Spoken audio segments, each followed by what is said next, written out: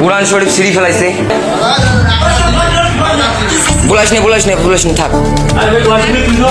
এলে বাবরের নাম আগে মোছা।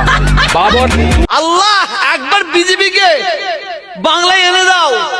তোমরা যারা বিজেপির সেনা আছো সবাই শুরু করে দাও মন্দির করা, কোনো মসজিদ থাকবে না।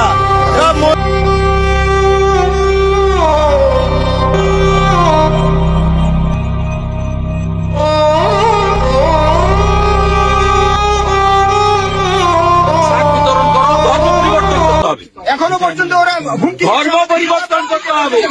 मर जाएंगे लेकिन ईमान का सौदा न करेंगे। शुक्रिया।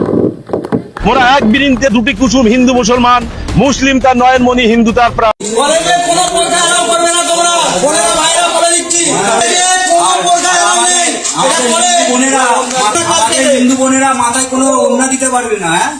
चाहती हूँ कि हम मुसलमान हैं, हमारे रगों में खून नहीं बल्कि मोहब्बत रसूल है। हम दीन मोहम्मद के वफादार सिपाही हैं। मर जाएंगे लेकिन ईमान का सौदा। যদি সনাতনের বাচ্চা হয়ে থাকে এদের মুখ দিয়ে চৌরাস্তায় দাঁড় করিয়ে জয় শ্রীরাম বলা। আমি ওই কোন জায়গায় কত মুসলিম ভোট পেয়েছে, কত হিন্দু ভোট পেয়েছে এইটা হিসাব করার জন্য আমি জিতে আসিনি।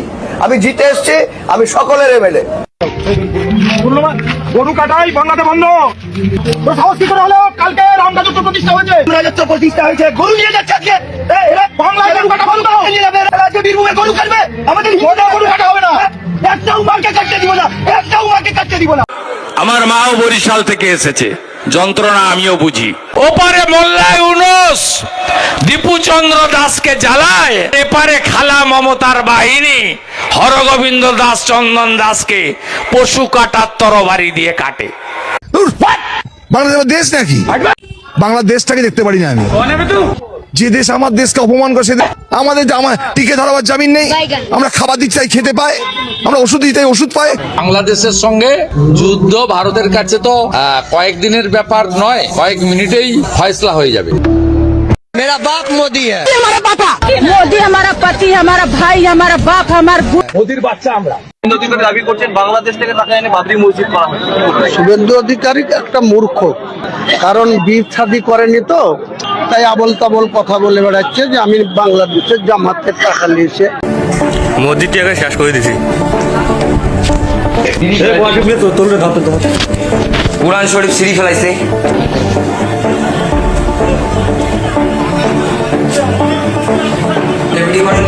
কুরআন শরীফ ফেলাইছে।